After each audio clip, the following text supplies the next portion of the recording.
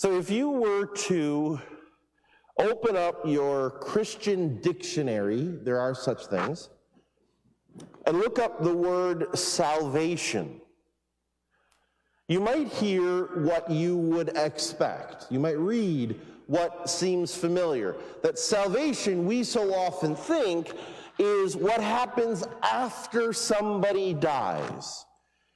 That they leave earth, or their soul leaves earth, and they go to someplace else called heaven.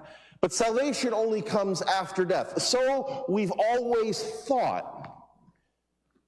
But if you were to go back and fully reclaim the faith of the early Christians, the reason they chose this word salvation was because it meant something very significant to the people of that day, that early first century Israel. And surprisingly, it actually means the opposite of what we thought. We think it's what happens after death so that you leave earth and go to heaven, when in fact, salvation was a medical term in the first century. You see, when somebody was very, very sick and near death, and if something happened, or if someone cared for them, they didn't have much medicine back then, but if something happened and they were relieved of their illness and restored back to life, back to the fullness of life, so they're near death and they return back to the fullness of life, that was salvation. Salvation was a medical term, a medicinal term for somebody who almost died, but now they're living fully again. We've turned it into what happens after you die. Do you see how that's kind of the opposite? And so if we can reclaim the idea of salvation as the early Christians understood it, and by the way, the reason that they picked that word to talk about what Jesus does is because they were so amazed by his resurrection from the dead.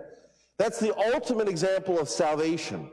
Somebody who was dead, not just close to it, but then restored to fullness of life. So this becomes the anthem, the very heart and soul of what it is to be a Christian. And with this new definition, or maybe with the old definition in mind, the correct definition in mind, we can hear these readings that we heard already this morning in a new way. The book of Job is so filled with the familiar agony of life that's fallen apart. And in the reading we hear this morning, Job seems to be crying out from his bed, struggling with the brokenness and the sickness of life. And I think this reading is supposed to help us understand the gospel passage, because we see in the gospel, Simon Peter's mother-in-law is very sick, very near death on her bed. She's on her deathbed. She's almost dead. She's got this incredible fever. And again, back then, if you got sick with a fever, that was terminal. And so Jesus breaks all of the rules of polite society, right? A man who was unrelated to this woman would never enter her bedroom, let alone ever reach out and touch her. That would be so unthinkable. But see what he did. He hears that she is sick, and he doesn't just work a miracle from across the house.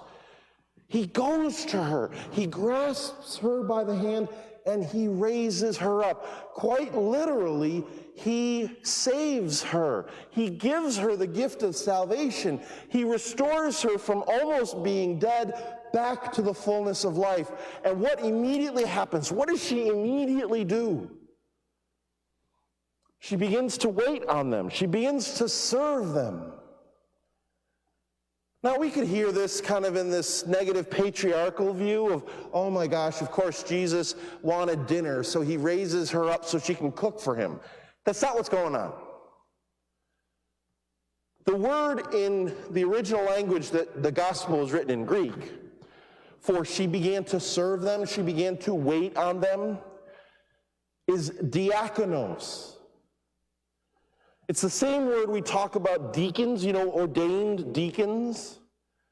The Christian community adopted this word early on to immediately talk about service, Christian ministry, Christian service. That doesn't mean that Peter's mother-in-law was suddenly ordained. That's not what's being said here.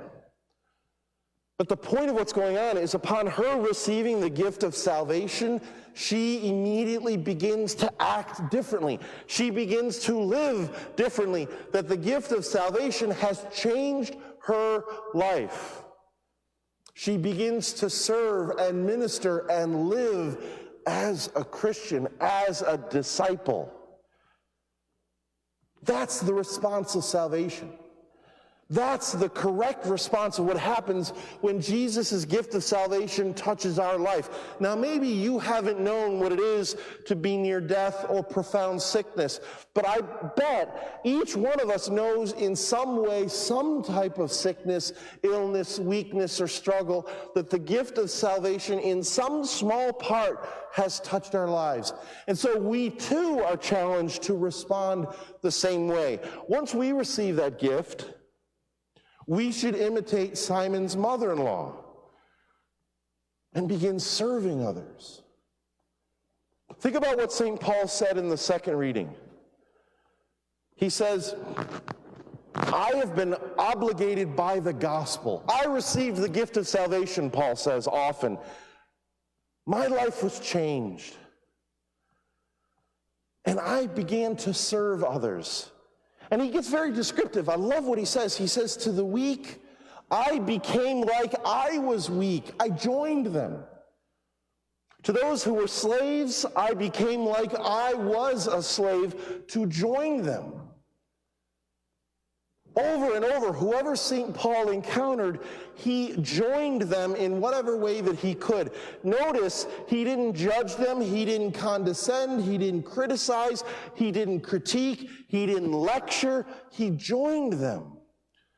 This is the correct attitude of Christian service, not standing apart from people who we think are sinful or unworthy and being critical to them. No, he says, I became all things for all people so that I might save a few. That the work of Christian ministry isn't about criticizing people or telling them information or giving them ideas and demanding that they change their life just by hearing your thoughts. Rather, the Christian attitude of service is to join them, to become all things to all people, in the hopes that I might save a few. And then he says something that's shocking. He says, I did this in the hope that I might someday share in the fullness of the gift of salvation. Because without doing this, I'm at risk. If I don't live this way, I don't know if I fully received this gift, or if I fully accepted it, or if I fully put it into practice. That's what salvation means to us as Christians. It's not some divine magic trick that once you get it, it's done, it's over with. You don't have to worry about it anymore. It's not some sort of a theological idea. It's a new way of life. That once we receive this gift of salvation, our life should change. And the way in which we care for others, serve others, minister to others should be the way in which we show forth that change.